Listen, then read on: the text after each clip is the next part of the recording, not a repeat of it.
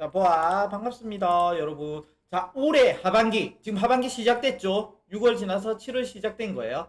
자, 하반기부터 직접 보험 판매원을 만나지 않고 화상통화를 통해 보험에 가입할 수 있게 변한 거예요. 옛날에는 무조건 설계사를 만났어야 했어. 근데 이제 만나지 않고, 화상통화, 너 그렇게 생겼구나. 야, 너 얼굴이 왜 그렇게 생겼어? 속으로 이렇게 생각할 수도 있죠. 어쨌든 화상통화를 통해 보험에 가입할 수 있게 개선된다는 거예요. 올해 하반기 이번 달부터요. 자, 금융위원회는 오늘 28일 6월 28일 이 같은 내용의 보험 분야 규제 개선 방안의 후속 조치를 발표했어요. 지금 7월이 되었죠. 7월 14일이니까 이미 지금 시행이 되고 있는 거예요. 시행이 되고 있는데 혹시나 모르실까봐 7월부터는 이렇게 우리가 보험의 내용이 바뀌었구나 이런 걸 이제 소식을 알려드리는 거예요. 자, 어쨌든 우리는 만나지 않고 이제 화상통화를 통해서 보험이 가입할 수 있게 되었다. 지금 시대가 어떤 시대인데 뭐 이 비대면 시대에 너와 내가 바쁜 시간을 쪼개가며 만나야 되고 만나는 동안 또 지겨울 수도 있고 바쁜데 이걸 또 이런 생각이 드는 거예요. 근데 이제는 화상 통화를 통해 얼굴은 확인해야 된다. 야, 너 이렇게 생겨 먹었구나. 이 정도는 확인을 해야 되지 않나 해서 이제 화상 통화를 통해서 할 수 있다는 겁니다. 자, 이것만 있는 건 아니에요. 몇 가지 있는 거예요. 자, 조치를 보면 앞으로 스마트폰으로 설명을 들으며 스마트폰 설명을 들으면서 우리가 뭐 줌이라든지 뭐 여러 가지 있죠. 화면을 볼 수 있는 거. 어쨌든 뭐 화면으로 설명서 등을 보는 이른바 하이브리드 방식이나 화상 통화를 활용해 보험에 가입할 수 있게 된다는 거예요. 왜? 말로만 하면은 이 보험이 너무 복잡하니까 충분히 이해하기 힘드니까 우리가 이 설명서, 이 영상을 통해서 나의 이해를 조금 도와주는 거예요. 그렇게 해가지고 이제 가입이 가능하다. 그러면 인정해줄게. 현재 비대면으로 진행되는 전화 모집의 경우 소비자가 보험 설계사와의 음성통화만으로 보험 상품을 이해한 뒤 가입해야 하는 어려움이 있어.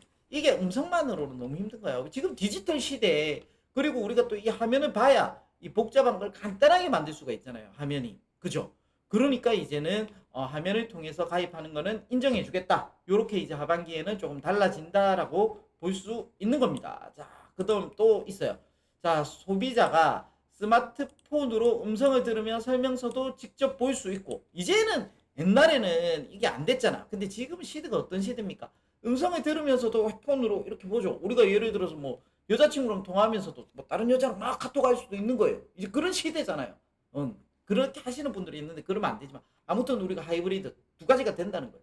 자, 설계사를 만나지 않고도 사무실이나 집에서 화상통화로 설계사의 설명을 듣고 보험을 가입할 수 있게 되는 거예요. 자, 정말 좋은 세상이 되었고 이제 보험업계도 이런 디지털화에 너와 내가 손을 맞잡고 가자는 거예요. 세상이 어떤 세상인데 뒤처질 수 없죠. 보험업계도 이제 조금은 달라진다. 혁신을 가져온다. 이 좀 보험 시장이 약간 보수적인데 그래도 이런 것까지는 이제는 우리가 조금 변화해야 되지 않느냐 이렇게 생각하는 거죠. 자, 보험 계약과 연계에 제공되는 물품도 다소 확대된다는 거예요. 네, 이제는 지금은 딱 보험을 가입하면은 내가 가입한 소비자에게 법적으로 지금 현재 암암리 일어날 수 있지만 현재 법적으로는 3만 원이 넘는 물품을 제공할 수 없어요. 3만 원 넘어가면 삐 나오는 거예요. 3만 원 이상 법을 어겼습니다. 저는 법을 지키기 때문에 3만 원 이상은 제공할 수 없어요. 뭐 이렇게 하시는 분들도 있을 수 있죠.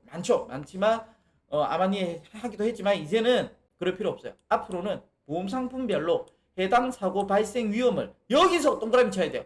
해당 사고 발생 위험을 낮출 수 있는 물품의 경우는 최대 20만 원 한도 내에서 제공할 수 있어요. 이거를 내가 선물을 줬을 때 얘가 보험금이 지급될 확률을 낮춰줄 수 있는 물건이야.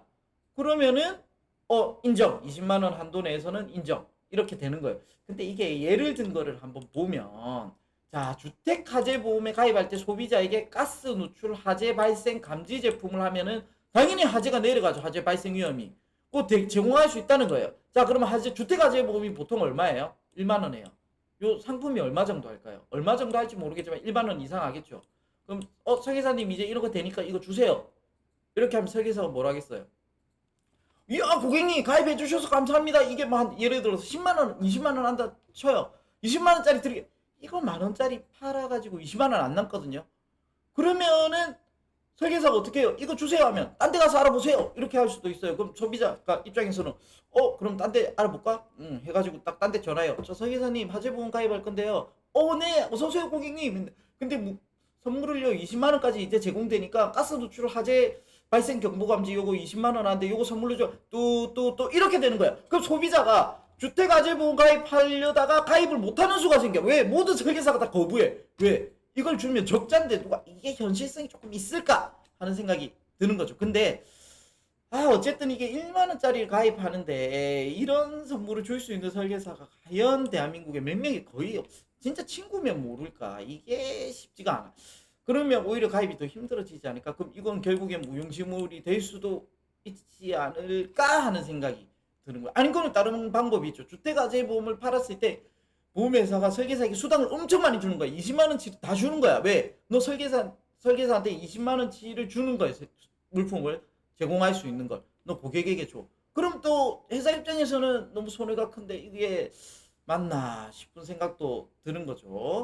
자, 그리고 건강워치 같은 거 있죠. 건강보험 가입하고 우리가 스마트워치 요즘 이거 있잖아요. 뭐 혈압도 나오고 막 뭐 그럼 내 혈압이 올라갔구나. 이거 내가 운동을 좀 해야 되겠는데 이 좋은 거예요.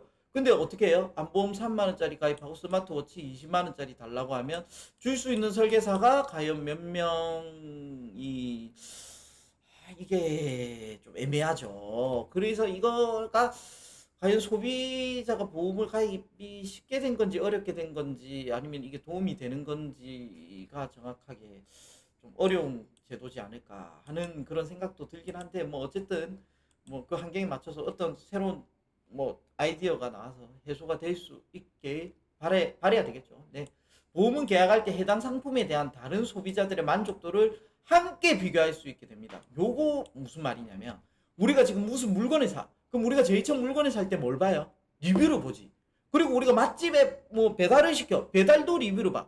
지금 어떤 시대입니까? 리뷰 시대야, 리뷰 시대. 이 리뷰를 보고 우리가 판단한단 말이야. 그래서 리뷰 잘못 적으면 어떻게 돼요? 사장님하고 소비자하고 싸우고, 야, 이 사장님이 리뷰를 너는 왜 그따위로 적냐니까 소비자가 뭐 있는 그대로 적었는데 하면서 이런 싸움이 일어나잖아. 이 리뷰 시대에 보험은 리뷰가 없어.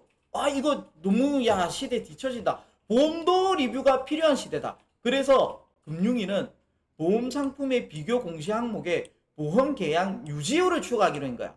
글로 적을 순 없지. 리뷰처럼 뭐 이게 뭐 어쩌고저쩌고 그렇게 하진 않지만 유지율, 만족도를 표시할 수가 있는 걸 고객 보고 추측하라는 거예요. 즉 무슨 말이냐?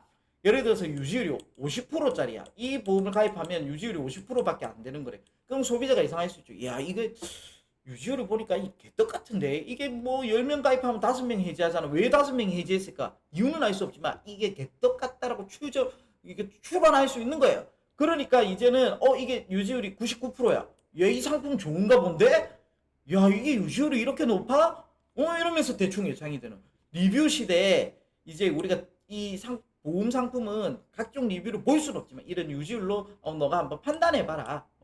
요렇게 리뷰 시대에 발맞춰서 가겠다는 거예요. 요거는 조금 아이디어가 괜찮은 것 같기도 한데, 자, 1년간의 신규 계약 가운데 민원 해지나 무효 등 불안전 판매 비율을 공시하고 있는데, 근데 요게 지금도 공시하고 있는데 여러분들 잘 모르죠? 왜 잘 모르냐? 너무 깨알 같은 글씨로 적혀 있어. 요 바닥에 요만한 글씨로 적혀 있으니까 이 보는 사람이 잘 없어요. 근데 1년 내 단기 지표라 보험 상품의 중장기적 만족도엔 정보를 제공하기 어려우니까 이제는 이 유지율, 이 상품에 대한 유지율로 가지고 리뷰 시대에 발맞춰서 조금 더 고객들이 더 비교를 좀 할 수 있게 해주는 그런 거. 근데 이거는 너무 글씨가 작게 있어서 보는 사람이 거의 없다, 어렵다, 이렇게 보시면 될 것 같고, 자, 이번 제도 개선은 이번 달부터 적용되고 7월부터 적용되고 하상통화는 6일부터 운영이 되는데 벌써 시행이 되었죠. 그래서 이제는 만약에 내가 보험을 하는데 설계사 이 하상통화로 가능하다는 거예요. 이제 가능하기 때문에 이렇게 달라진 우리 하반기부터의 개선 제도를 잘 숙지하고 계시면서 최대한 고객님들은 활용을 하시고 이제 설계사분들도 이런 거를 미리 숙지하셔가지고 고객님께 좀 더 좋은 서비스 정보를 제공할 수 있었으면 좋겠습니다. 자, 이상입니다. 안녕.